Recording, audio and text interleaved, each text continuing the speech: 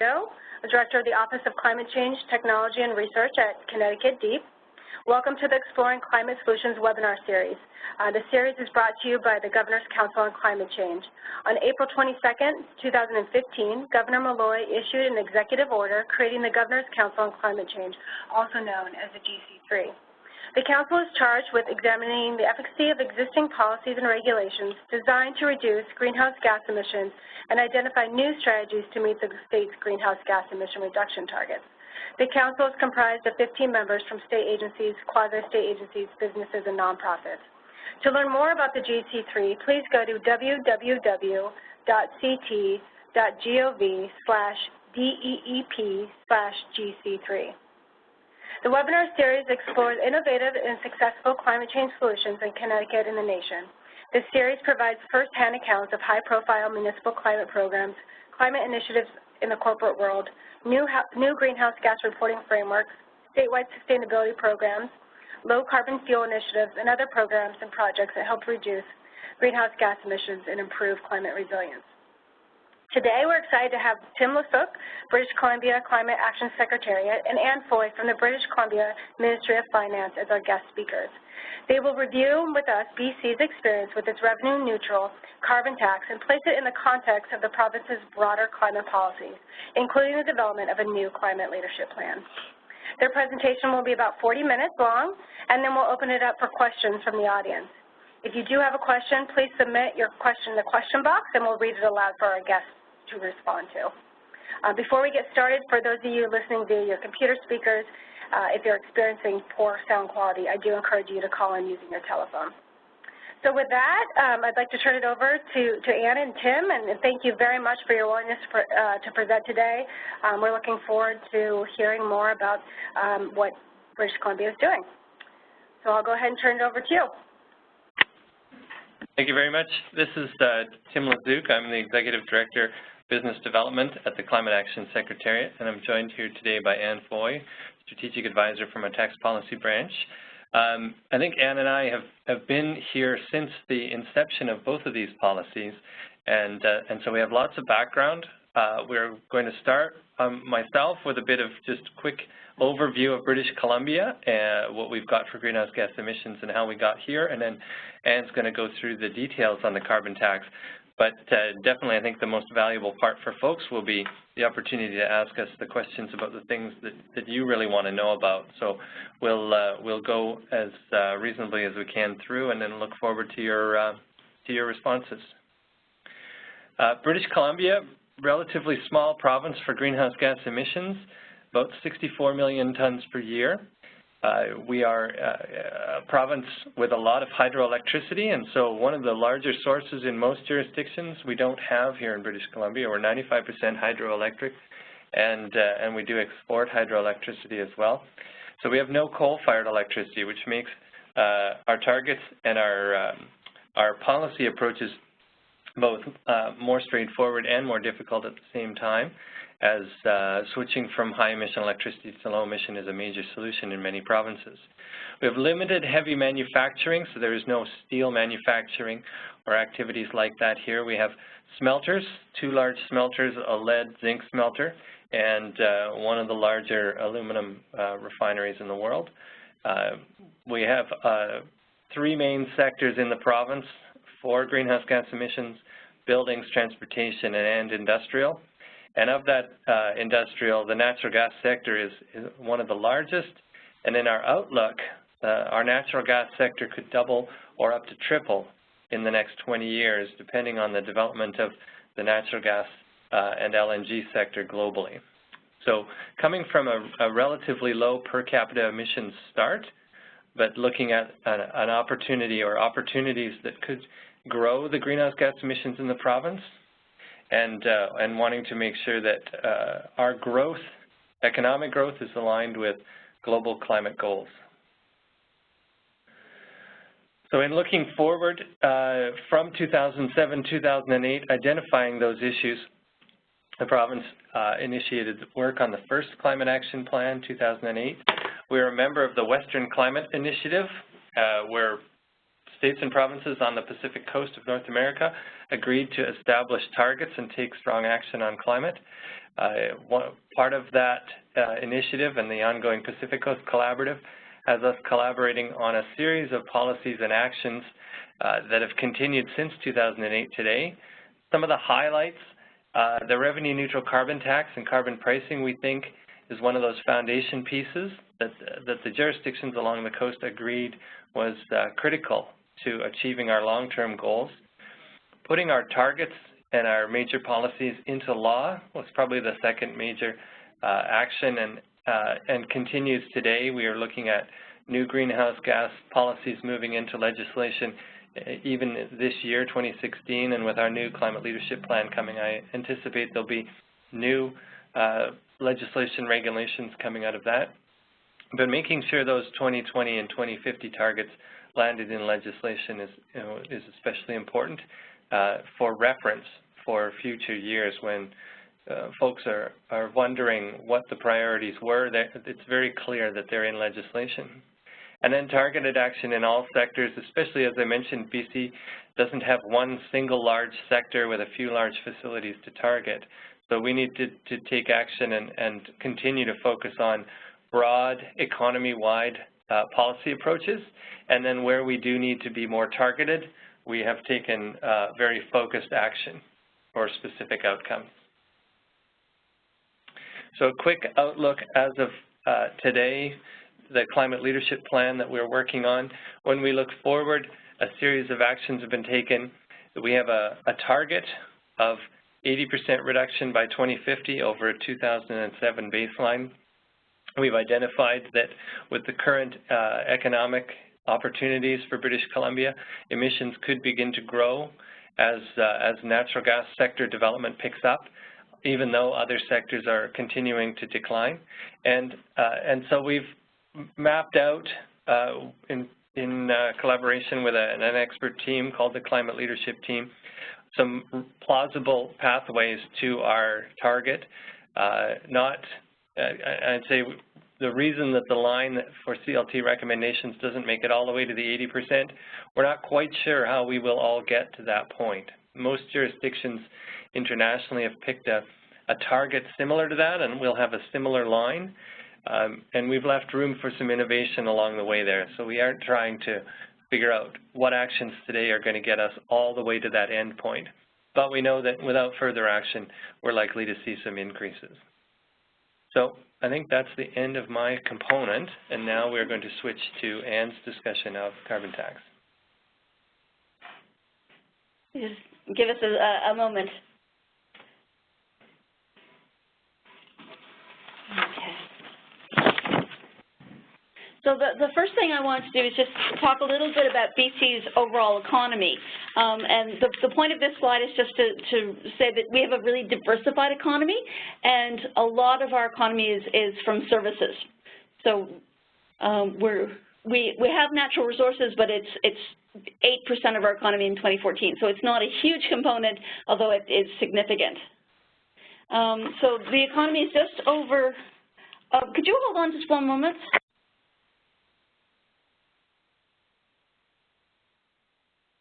Sorry, we're having a slight problem with our presentation. Could you just give us one moment? Oh, sure, absolutely.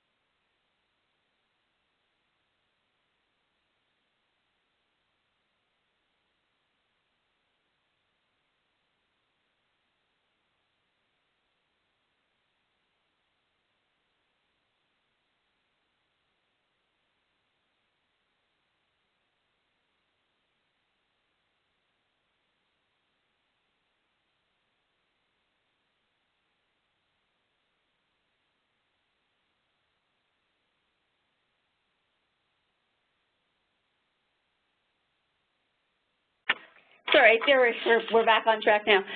So the BC economy is just over $28 billion.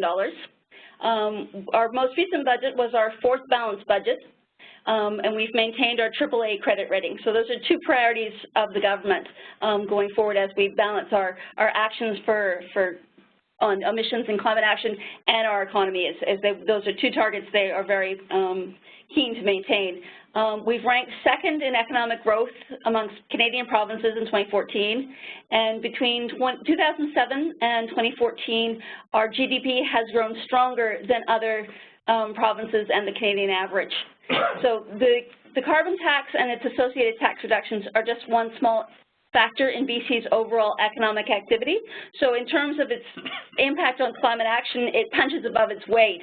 But in terms of the overall economy, it's a very small factor. Okay, so the next thing I want to do is talk a little bit about the constitutional framework for taxation, because it's a bit different in each jurisdiction. So because British Columbia is a province, our taxation power is limited to direct taxation in the province, and that's a legal determination, not an economic one. So to be a direct tax in British Columbia, the tax must be levied on a person or property that's located in BC at the time the tax is payable, and it must be paid by the end consumer or user of the good that's being taxed. So when we can't have a tax that's strictly on manufacturers the way our federal government can. We always have to be looking at the end consumer. So in terms of the legislative history of the carbon tax, it was first announced that the government was going to be looking at a tax shift that would encourage reductions in carbon consumption in 2007. In our throne speech, that's where the government says that it's sort of mandate and plans for the future. In February 2008, we had the carbon tax announced in budget 2008. The legislation went into the House in April. It went through that legislative process to May. In June, we had our regulations, and in July, we had our tax. So we actually had a very short period of time from the time the decision was made to implement to actually have implementation. And one of the reasons that we were able to do that so quickly is that we were building on existing tax foundations that we have. And we have a little bit more information of that as we go forward. So the principle of the carbon tax is that it's a tax shift. All the revenues are returned through reductions in other taxes, fees, and charges, so none of it is used for spending programs. The tax rate started low and increased gradually. That gave people time to adjust. Lower income individuals and families are protected. We have the broadest possible base, and we are integrating with other climate action measures. So as of 2015, the carbon tax applies to about 70% of BC's emissions. So the emissions that are excluded from the tax are fugitive sources. So these are like venting emissions in natural gas or fugitive emissions along pipelines. Industrial process emissions, so things like crushing limestone in the process of making cement. Agricultural emissions that are not related to fuel use. Emissions from waste, and afforestation and deforestation. So one of the things that the climate leadership team has recommended is looking at ways to extend a carbon price to those emissions. So with the tax base, the tax applies to the purchase or use of fuels in BC. Now, use of fuel is not limited to combustion. There's other ways you can use fuel without burning it, and so we tax it unless a very specific exemption applies. The tax is paid by individuals, businesses, industry, government, and we also tax tires and peat when they are burned for heat or energy. So we don't tax wood, we don't tax biomass or certain biofuels. So the example is 100% biomethane. So if you purchase 100% biomethane, you wouldn't pay the carbon tax. Again, we don't tax the non-energy emissions, the process emissions. And we have a number of exemptions. So we have exemptions for interjurisdictional emissions that are considered by our national inventory report to be emissions of another jurisdiction. So things like interjurisdictional flights, interjurisdictional marine trips, or exports. We have some exemptions because of our constitutional requirements. So we have exemptions for First Nations who purchase fuel on reserve, or for diplomats. under federal agreements. We have exemptions for specific uses of fuel where the fuel is not combusted. So one example is using it as a feedstock or raw ingredient. So if you took natural gas, it didn't combust it, and you converted it into fertilizer or plastics, you wouldn't pay carbon tax. And then we have some exemptions for administrative impracticalities, so small containers. Like, it was very difficult to impose the tax on a single Bic lighter. The one exemption that we have for fuel used in the province was brought in January 2014, and it is colored gasoline and colored diesel that is used by farmers solely for a farm purpose. That's the only exemption for where fuel is actually being used in BC. So as we mentioned, the tax rates were phased in, so it started at $10 a ton, raised by $5 every year until it got to $30 a ton in 2012. In 2013, the government announced that the rates would be frozen at $30 a ton until 2018. And so we're waiting to see what they'll do after that.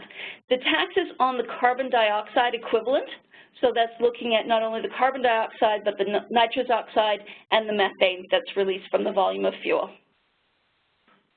So with our $30 a ton, that translates into specific tax rates for each fuel, and it's based on the volume. So it makes it a bit easier for the fuel sellers.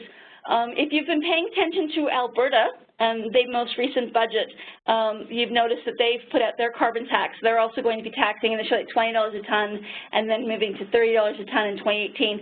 Their specific tax rates are different than ours, and the reason is they've used more current emissions factors than we had in 2007-2008.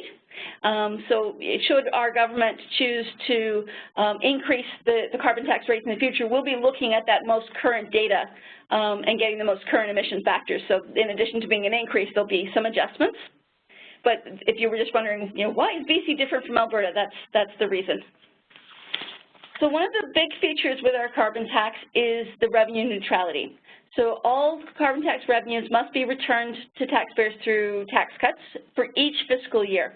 So what we have done is we have set up in the legislation a requirement for the Minister of Finance to produce a carbon tax plan, which looks 3 years out, and a carbon tax report that looks 2 years back. And if for some reason the recycling measures for any particular fiscal year didn't fully recycle the carbon tax revenues for that year, they would have to do an adjustment and return that additional revenue. There is a penalty in the legislation that should the minister not introduce the legislation necessary to implement measures for the first year of the plan, they would be docked their ministerial salary to 15%. So you can imagine that's never happened. So with our recycling for 2016, the revenue recycling split is approximately 35% of revenues are returned to individuals and families, 65% is returned to businesses.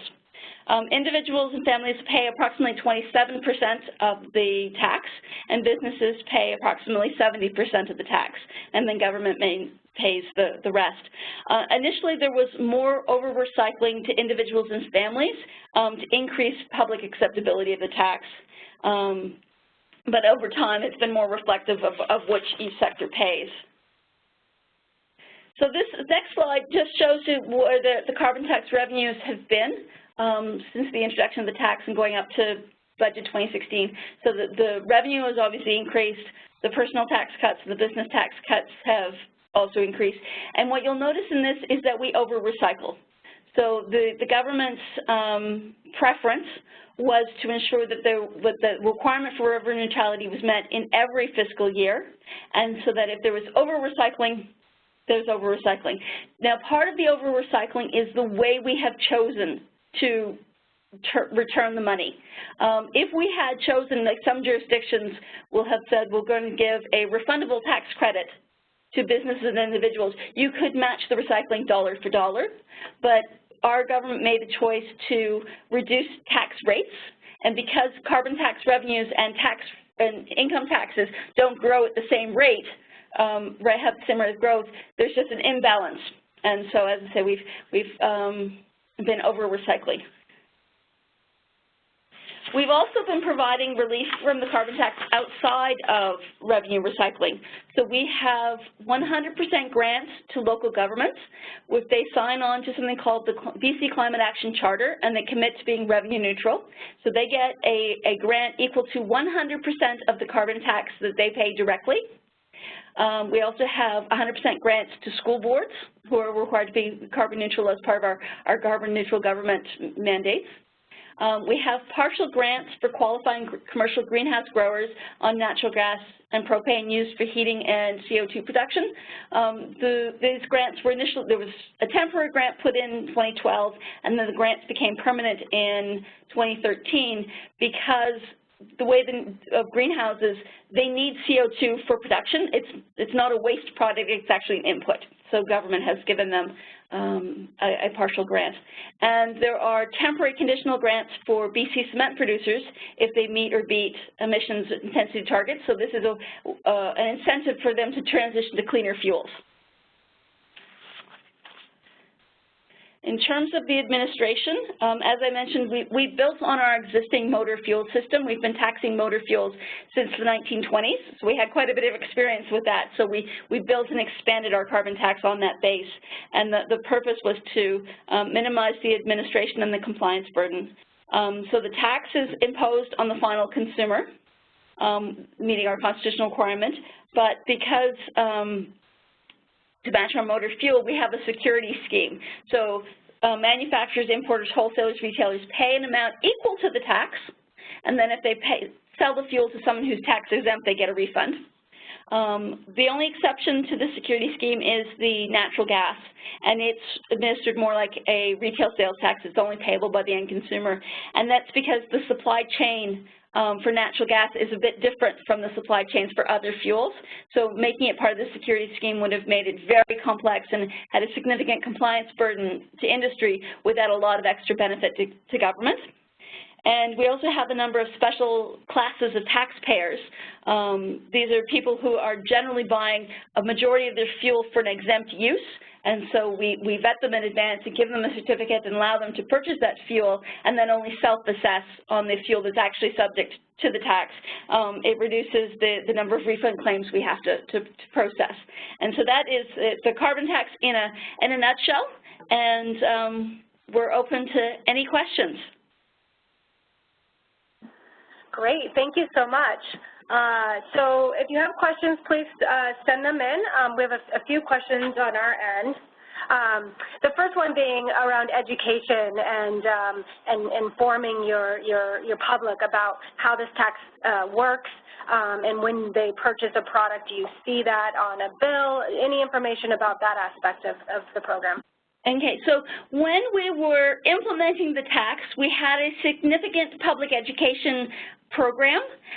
It was primarily targeted at the fuel sellers and the people who had a self-assessment obligation, so the people who had had a compliance burden, who had to levy and collect the tax. And we had 195 auditors going out to the fuel sellers and those businesses, and they conducted information audits, webinars, seminars, they had phone calls, they had extensive public education campaign over about 6 months to make sure everyone was geared up for the tax. In terms of consumers, there was some information, but because the fuel is not shown as a separate line item on receipts, the public information was less targeted to consumers. Great, thank you. Another question from our end is concerning the dollars that, I think you termed it as you've over-recycled the revenues. How does that work? How do you handle what I saw was about $500 million of funds paid back to taxpayers that were not collected in revenue from the tax? How does so those funds come from, and how do you handle that? Okay, there's two separate things to think about. One is our fiscal plan, and that is the government spending plan for an entire year. And the other is the carbon tax plan. So with respect to the fiscal plan, there are a number of tax exemptions, tax credits that the government is putting in for a variety of policy purposes. And then there is the carbon tax plan. So there were some tax cuts that were specifically put in place because we implemented the carbon tax. So there was the low-income climate action tax credit, reductions in general corporate income tax, the small business corporate income tax rates, the small business thresholds, the reductions in the personal income tax rate. So they were very specifically put in because we had the carbon tax. Then we have other tax credits that we're putting in place for other reasons. Some of those are being paid for through carbon tax revenues. So for the carbon tax plans and reports, it doesn't have an impact on the fiscal plan that we're over recycling. It just has an impact on the carbon tax plan itself. Okay, great. Thank you for the clarification. And another question. Yeah, we have another question just about, you mentioned earlier that Alberta is moving forward with its carbon tax as well. Has there been, if any, coordination among the provinces? And then also, is there interest or discussions happening at the national level that they're looking to BC just because you have the most experience in terms of number of years running this program? I can tell you that we did get a number of questions from Alberta about what we did and how we did it. I know that there have been meetings with the Federal Ministry of the Environment for developing something called the Pan-Canadian Framework on carbon pricing, and they have created working groups which are going to be talking about, is there room for coordinated action given that each province is at a different place in its carbon pricing and has different priorities and different opportunities. So I think that there's some discussions going on. Where those discussions go, I might defer to Tim. Sure. I think the federal government is looking at a variety of models for carbon pricing, and they have spent some time talking to us about how our tax was designed. I think that over the last few years they've had several opportunities to find out more about it, and the mechanism is reasonably well understood. At a federal level, they will have different tax powers that they could use, and so how exactly they would implement it would be up to them.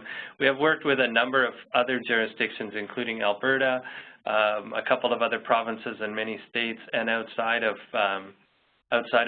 Canada and North America, with jurisdictions interested in how the tax works. Most recently as well, with the introduction of another piece of legislation called the Industrial Reporting and Control Act, we have a second tool that operates like a cap-and-trade program on top of the tax, and there's been a lot of interest in how you align those two and what you do with each. So the province uses the carbon tax as that carbon pricing foundation, and in all of our analysis, having that carbon pricing foundation is really critical to getting to the long-term deep reductions that we've set in legislation. And the factors, I think some of the factors that we see there are the predictability of the tax, that it's not a time-limited program, it's not dependent on budget allocation, and once it's in place, it's easy to understand. The numbers can be looked up on the website. Any changes are forecast out in advance so that folks know what's coming down the line. And it provides that sort of certainty that there will be a carbon price that supports people making investments in lower emission technologies. Great, thank you. A few questions have come in from our audience. Someone's wondering about the measured effectiveness of the tax on GHG emissions. To what extent has the tax resulted in reduced emissions, and how are those results separated from other interacting variables? For instance, the 2007-2008 recession, et cetera. I think the difference with the tax is we're looking at business as usual to see how different we are. And so we've looked at a variety, we've looked at factors that may help us discern the effect of the tax, but then other organizations have done that as well. So we looked at recovery in energy and use and energy intensity after the recession, and we see that British Columbia is responding differently than other parts of Canada. Now that it may have been slower and we're catching up, it may be slightly ahead. We're also looking at the separation of emissions and GDP, and we've been pretty conservative in attributing any kind of reduction directly to the tax. But the fact that the trajectory in the province for emissions has changed, and the other policies that we've got in place are far more measurable. So we look at the activities we've undertaken on low-carbon fuels, building upgrades, and energy efficiency, and effectively the space between what they achieve and where the province is what is the results. We anecdotally attribute that to the tax, but it's not as easy to do that under a tax system as it is when you do a cap and trade. What we found, though, is the coverage of the cap and trade programs is not as comprehensive as the tax. So there's a bit of a trade-off there in that you're not setting the annual limit directly, but you do have this ability to go very broad across the entire economy. Great, thank you. You had mentioned, just a follow-up to that, you had mentioned third-party reports. Is there a good place to go to read through those? We can send you some of the studies that have been done trying to understand the effectiveness of the tax and ways that have been ascribed to try and draw a line between the tax level and actions we're seeing, like gasoline consumption and things. I think it's early days for those pieces of work as well. You know, the tax has only been in for a few years, and using these indirect measures is going to take a little bit of working out. We're seeing the same problem with the cap and trade programs in understanding how much activity is actually going on under the cap. So when the cap and trade programs like California, Quebec start, they don't have a 100% idea of what the level of emissions is. So you don't know if you're under or over allocated, and whether emissions are actually going down or whether you are tracking with the normal rate of efficiency and permits are being traded. So it's going to take, I think, a couple of years for us to get a good understanding with either of these approaches as to whether they are changing people's decisions for investment and activity on a day-to-day basis. But we will send you the references to the studies and things that we've used. As we've quoted them because as I said, we've been pretty conservative in ascribing any specific reduction directly to the tax here. Great. And then a couple more questions. You had mentioned that the price per ton is frozen from 2012 to 2018. So I'm assuming that takes legislative action to either increase after 2018 or is there an automatic increase? No, we would need to amend our legislation to increase the rates. Okay. And then there was a question from an audience member, which I think you answered, but if you could just verify. CO2 emissions, are you counting them from the leakage of natural gas as a part of, from fracking? We count all greenhouse gas emissions, including the industrial emissions vented and fugitive from the natural gas sector under Industrial Reporting Act. But we do not tax all of those unless they are using the gas. So the tax is on the use of the fossil fuels.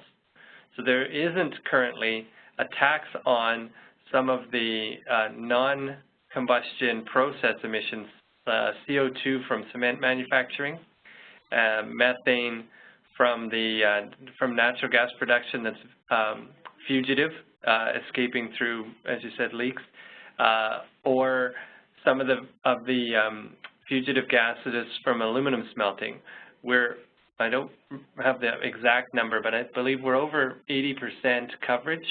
It's about 70% of 70? Yeah. For the province just with the tax. So the other 30% are emissions like those fugitive natural gas, fugitive methane, the vented CO2 from cement manufacture. Those are the big sources. Yeah, and those industrial processes are about 5% of total emissions. Yeah. So there is a slide earlier in the presentation on that. I think it's about slide 7. Yeah, that's slide 7. That shows that 70% of the emissions. You can see fugitive, industrial process, ag, and waste. We've got policies that cover most of the rest of those.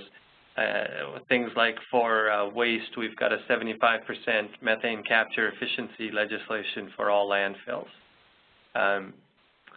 The fugitive sources from the natural gas sector are covered by standards, and this year we're considering tightening those in conjunction with Canada and the U.S. So we're narrowing in on those, but they're harder to use a tax or a cap-and-trade approach on, as they can be kind of difficult to measure. And at the time that we brought the legislation in, that the Carbon Tax Act came in very early on in the climate action process, and we hadn't put in place reporting requirements for all of those sources. So we've had several years now of required regulated industrial reporting for many of those sources. We have a better idea what the emissions might be, but also we have to be conscious of how robust that information is when it actually comes to a tax, so that it can be both fair and enforceable. Thank you for the clarification. Another question, is a related grant program a new investment or an earmark of an existing allocation, and what is the government rationale for this grant program? Which grant program are you referring to? It's not clear. I think they actually mean the exemptions that you referred to. I think you said higher or school systems or school boards. There was a slide. Okay. All right. So the relief outside of the carbon tax recycling. So the 100% grants for local government was a policy decision, so that because local governments are taxing authorities, the government did not want local governments to be imposing a carbon price on the local communities to recover the taxes that they were paying, in addition to the province imposing the carbon price. So we gave this 100% grant, and it also meant that there was a fund of money that we could be much more targeted and focused in terms of ensuring or pushing local governments to adopt those energy efficiencies to reduce their emissions. For the school boards, it's because they're required to be carbon neutral as part of carbon neutral governments, so that they have to purchase offsets for fuel they don't reduce. It made sense to give them a grant, again, a pool of money that they could use to purchase upgrades and new systems to reduce their emissions. The partial grant for qualifying commercial greenhouse growers on natural gas and propane, it's 80% of the carbon tax that they pay in a year. And as I say, that grant was given by government on the basis that they require the CO2 as an input. It's not a waste product that they need to get rid of. And for the temporary conditional grant for the BC cement producers, it is, I believe, $22 million over 5 years. And it's phased out. And the purpose of that was, we have very few, as Tim mentioned, we don't have coal-fired electricity in BC, and we have a very few number of companies that use coal as their primary source of energy. And so one of them is our BC cement producers, and so that means that they are amongst our largest emitters. And so this was a targeted program to facilitate their transition to cleaner fuels.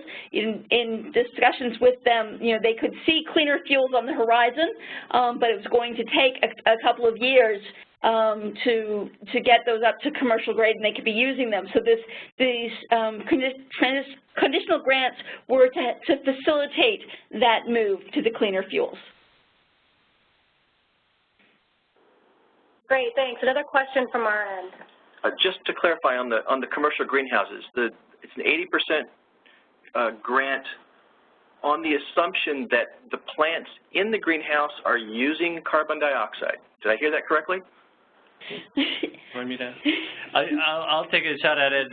The greenhouses actually burn the fossil fuel to create CO2, to create a CO2-rich environment for the plants. So it's actually like a fertilizer, effectively. They don't exhaust the fuel solely for the purpose of heat. They actually pump the exhaust into the greenhouses so that the CO2 concentration in the greenhouses goes up. And if you don't use the fossil fuel for that, then you have to purchase CO2, and many greenhouses purchase CO2 on top of their use of those fossil fuels, and they put the CO2 in to raise the CO2 concentrations of the plants and grow faster. Yes. Great, thank you. I think I just learned something new about large greenhouses. So did we when we started the carbon tax.